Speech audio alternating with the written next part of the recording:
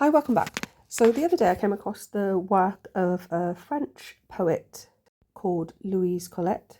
She wrote a collection called Fleurs du Midi in 1836, Flowers of Noon, which I will explore at some point. I was more intrigued by this book, Enfances, celebres, about the childhoods of some specific children. I think ripping off the idea of a course celebre where there's some sort of controversy.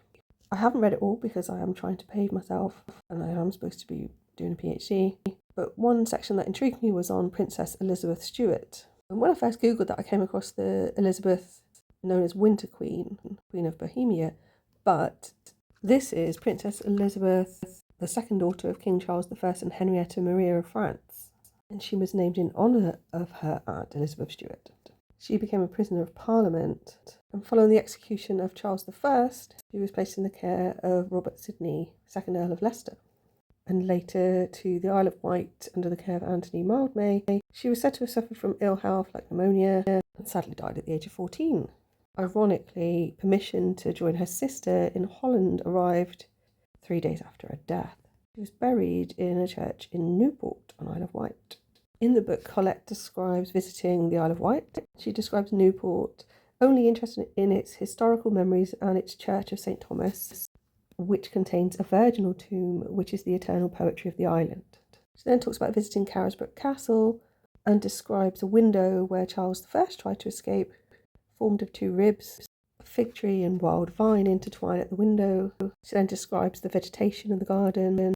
The entire interior of the tower, empty of primitive constructions, has become like a well of verdure where ivy and elderberries are intertwined. Lizards were jumping from the wall and ruin against which I was leaning, and disappeared into the abyss of which they for a moment agitated the surface, troubling the waters.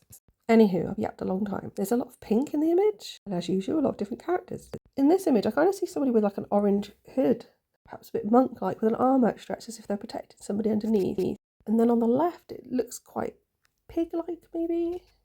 Not quite sure what I was seeing when I took this picture. So it looks like a boat or a shoe here in yellow. A person leaning over the top. Reminds me a bit of the story of Bonnie Charles escaping. Kind of see a face over here on the left, looks a bit sad, doesn't it, that mouth? And then I can see a tall character here, this is upside down I think, the smaller character underneath. But here it almost looks like 2 people greeting each other.